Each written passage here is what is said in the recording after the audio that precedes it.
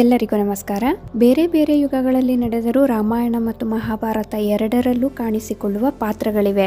ವಿಷ್ಣುವಿನ ಅವತಾರಗಳಲ್ಲಿ ಮತ್ಸ್ಯ, ಕೂರ್ಮ, ವರಾಹ, ನರಸಿಂಹ, ವಾಮನ, ಪರಶುರಾಮ, ರಾಮ ಮತ್ತು ಕೃಷ್ಣ ಕೊನೆಯ 3 ಮಾನವ ಅವತಾರಗಳು. ಪರಶುರಾಮ ಕ್ರೂರ ರಾಜನಾದ ಕಾರ್ತವೀರ್ಯ ಅರ್ಜುನನನ್ನು ತನ್ನ ಕೊಡಲಿಯಿಂದ ಕೊಲ್ಲುತ್ತಾರೆ. ಅವನ ಹೆಸರು ರಾಮ ಮತ್ತು ಅವನು ಭಾರ್ಗವ ಕುಲ, ಆದ್ದರಿಂದ ಅವನನ್ನು ಭಾರ್ಗವರಾಮ ಎಂದು ಕರೆಯಲಾಗುತ್ತದೆ. ಕೊಡಲಿಯನ್ನು ಹೊತ್ತಿದ್ದರಿಂದ ಅವರು ಪರಶುರಾಮ ಎಂದು ಕರೆಯಲ್ಪಡುತ್ತಾರೆ.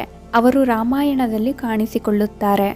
ಎಲ್ಲ ಭ್ರಷ್ಟ, ದುರಾಸೆ ಮತ್ತು ಸ್ವಾರ್ಥಿ ರಾಜರನ್ನು ಕೊಲ್ಲುತ್ತಾರೆ. ಸುತ್ತಲೂ ವಿನಾಶವನ್ನು ಉಂಟುಮಾಡುತ್ತಾರೆ.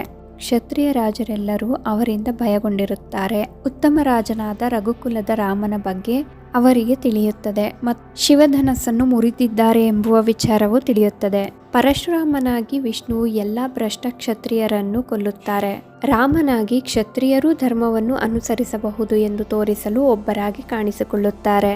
ರಾಮನಂತಹ ಒಳ್ಳೆಯ ಕ್ಷತ್ರಿಯನನ್ನು ಭೇಟಿಯಾದನೆಂದು ಸಂತಸ ಪಡುತ್ತಾರೆ ಮತ್ತು ಮಹಾಭಾರತದಲ್ಲಿ ಅವರು ಶಿಕ್ಷಕರಾಗಿ ಹಿಂದಿರುಗುತ್ತಾರೆ. ಕುರುಕ್ಷೇತ್ರದಲ್ಲಿ ಕೌರವರ ಕಡೆಯಿಂದ ಮಹಾರಥಿಗಳು ಭೀಷ್ಮ, ದ್ರೋಣಾಚಾರ್ಯ ಮತ್ತು ಕರ್ಣ ಮೂವರಿಗೂ ಒಬ್ಬರೇ ಗುರು ಪರಶುರಾಮ.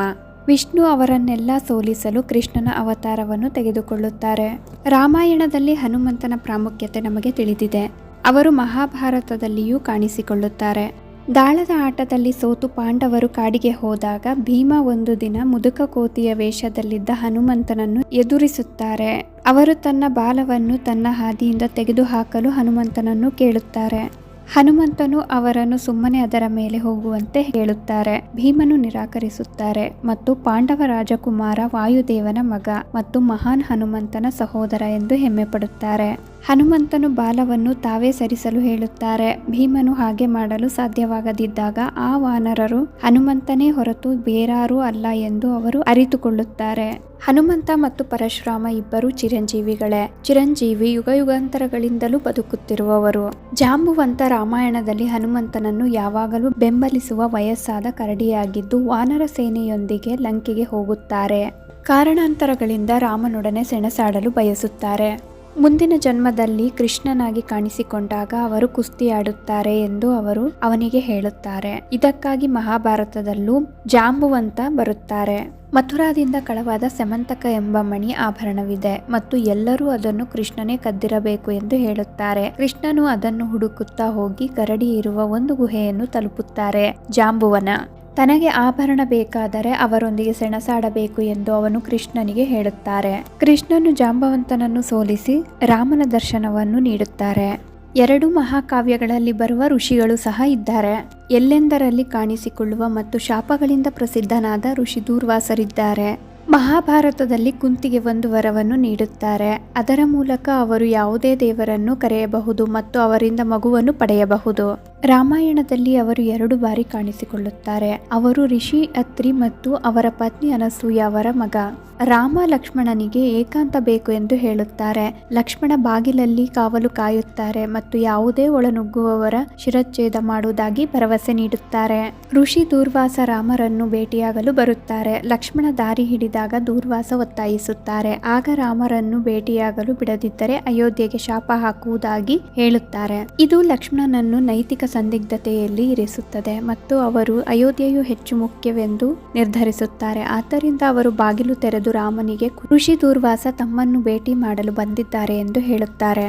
ರಾಮ ಅವರನ್ನು ಭೇಟಿಯಾಗಲು ಕೇಳುತ್ತಾರೆ. ಆದರೆ ಲಕ್ಷ್ಮಣ ತಿರುಗಿ ನೋಡಿದಾಗ ದೂರ್ವಾಸರು ಇರುವುದಿಲ್ಲ. ಆಗ ರಾಮ ಹೇಳುತ್ತಾರೆ, ಆದರೆ ಈಗ ನಿನ್ನ ವಾಗ್ದಾನದ ಪ್ರಕಾರ ನಿನ್ನ ಶಿರಚ್ಛೇದನ ಮಾಡಿಕೊಳ್ಳಬೇಕು. ಆಗ ಲಕ್ಷ್ಮಣನು ಸಮಾಧಿಯನ್ನು ತೆಗೆದುಕೊಳ್ಳುತ್ತಾರೆ ಎಂದು ಹೇಳಲಾಗುತ್ತದೆ. ರಾಮನು ಇಲ್ಲಿ ಜ್ಞಾನದ 2 ತುಣುಕುಗಳನ್ನು ನೀಡುತ್ತಾರೆ. ನೀವು ಯಾವಾಗಲೂ ಅಯೋಧ್ಯೆಗೆ, ಅಂದರೆ ನಿಮ್ಮ ಭೂಮಿಗೆ ಸೇವೆ ಸಲ್ಲಿಸಬೇಕು ಮತ್ತು ನಿಮ್ಮ ಮಾತನ್ನು ತುಂಬಾ ಆಕಸ್ಮಿಕವಾಗಿ ನೀಡಬಾರದು. ರಾಮಾಯಣವು ಶಿವನ ಬಾಯಿಯಿಂದ ಮೊದಲು ಬಂದಿತೆಂದು ಹೇಳಲಾಗುತ್ತದೆ. ಆದಿರಾಮಾಯಣವನ್ನು ಶಿವನು ಶಕ್ತಿಗೆ ವಿವರಿಸಿದರು. ರಾವಣನು ರುದ್ರಸ್ತೋತ್ರವನ್ನು ರಚಿಸಿದನು ಮತ್ತು ರುದ್ರವೀಣೆ ಎಂಬ ವೀಣೆಯನ್ನು ನಿರ್ಮಿಸಿದನು ಎಂದು ಹೇಳಲಾಗುತ್ತದೆ. ರುದ್ರವೀಣೆಯನ್ನು ನುಡಿಸುತ್ತಾ ಮತ್ತು ರುದ್ರಸ್ತೋತ್ರವನ್ನು ಮಾಡುತ್ತಾ ಶಿವನಿಗೆ ವರವನ್ನು ಕೇಳುತ್ತಾನೆ. ಶಿವನು ತನ್ನೊಂದಿಗೆ ಲಂಕೆಗೆ ಹೋಗಬೇಕೆಂದು ಅವನು ಬಯಸುತ್ತಾನೆ. ರಾವಣನು ಕೈಲಾಸ ಪರ್ವತವನ್ನು ಅಲ್ಲಿಗೆ ಒಯ್ಯುವ ಷರತ್ತಿನ ಮೇಲೆ ಶಿವ ಒಪ್ಪುತ್ತಾರೆ.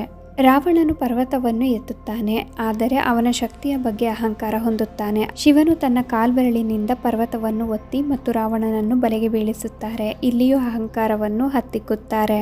ಮಹಾಭಾರತದಲ್ಲಿ ಅವರು ಅರ್ಜುನನನ್ನು ಭೇಟಿಯಾಗಲು ಕಿರಾತಕನಾಗಿ ಕಾಣಿಸಿಕೊಳ್ಳುತ್ತಾರೆ.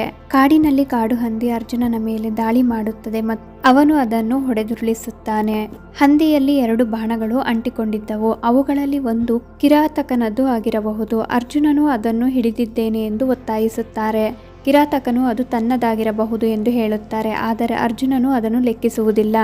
ಅವರು ಅರ್ಜುನನಿಗೆ ದ್ವಂದ್ವ ಯುದ್ಧಕ್ಕಾಗಿ ಸವಾಲು ಹಾಕುತ್ತಾರೆ. ಕಿರಾತಕನ ರೂಪದಲ್ಲಿ ಅರ್ಜುನನನ್ನು ಶಿವ ಸೋಲಿಸುತ್ತಾರೆ.